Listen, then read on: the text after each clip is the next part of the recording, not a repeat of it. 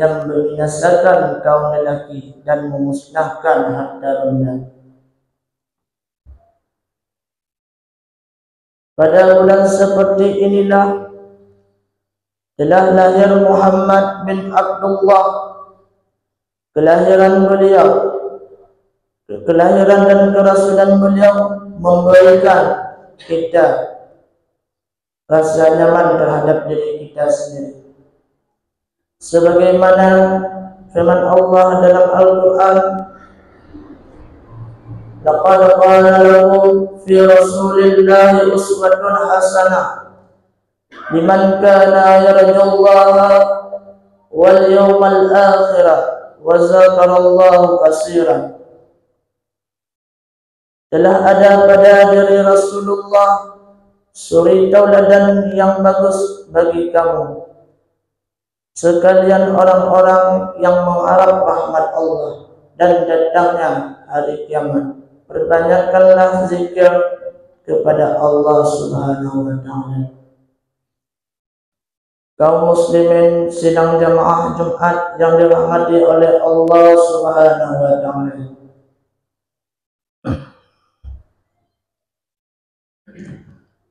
Nabi Muhammad adalah nabi pilihan yang mempunyai kepribadian dan kesempurnaan.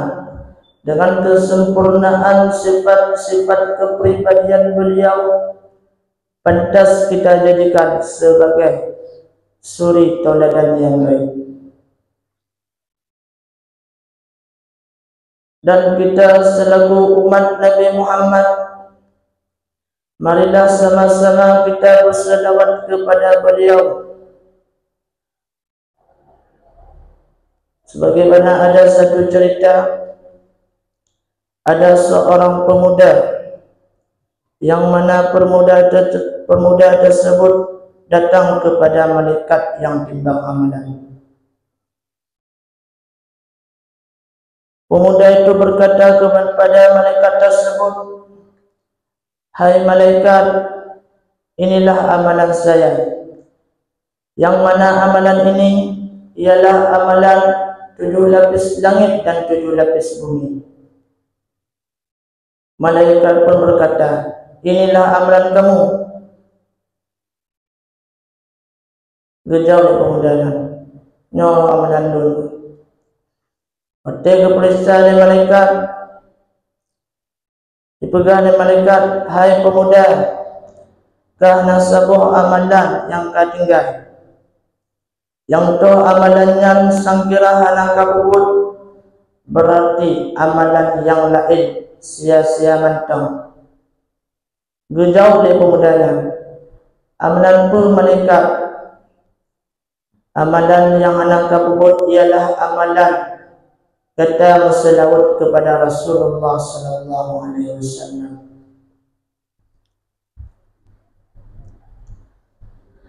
Jadi, hai ayah-ayah, hai abang-abang dan membantu, marilah sama-sama kita berselawat kepada Nabi. Apalagi sekarang bulan Maulid, jangan segan-segan kita berselawat kepada beliau. Kaum muslimin sidang jamaah Jumat yang dirahmati oleh Allah Subhanahu wa ta'ala.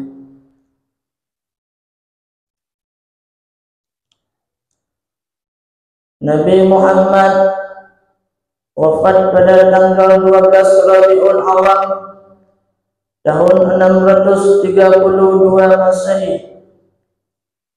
Setelah menjalankan kewajiban dan tugas dari Allah Subhanahu wa ta'ala selama 23 tahun, 13 tahun beliau di Mekah, 10 tahun beliau di Madinah.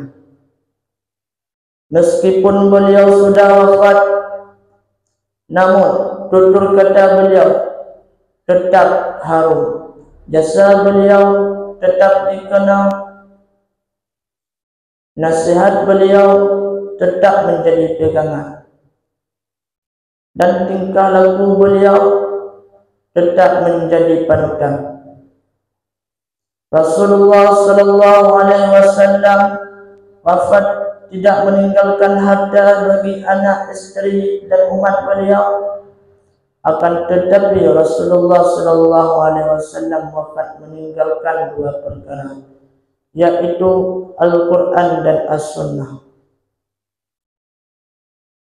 Sebagaimana Rasulullah sallallahu alaihi wasallam bersabda,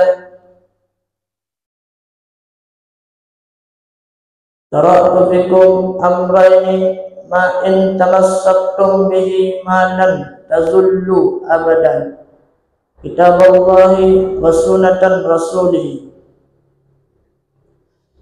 Taraktu fikum amrayni, aku tinggalkan bagi kamu dua perkara,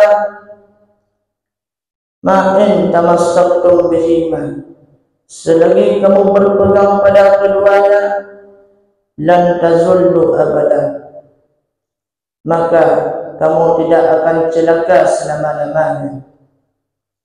Kitab Allah yaitu Al-Quran, sunnatan rasuli, dan sunat Rasul yaitu hadis. Maka barang siapa yang berpegang kepada keduanya, yaitu Al-Quran dan hadis, maka dia tidak akan celaka selama-lamanya.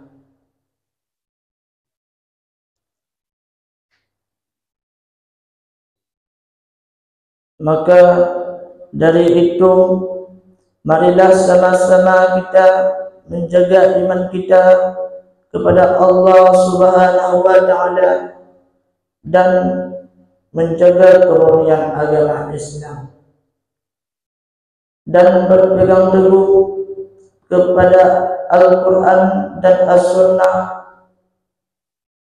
dan memperbanyakkan salawat, dan waspada dengan ajaran yang sesat.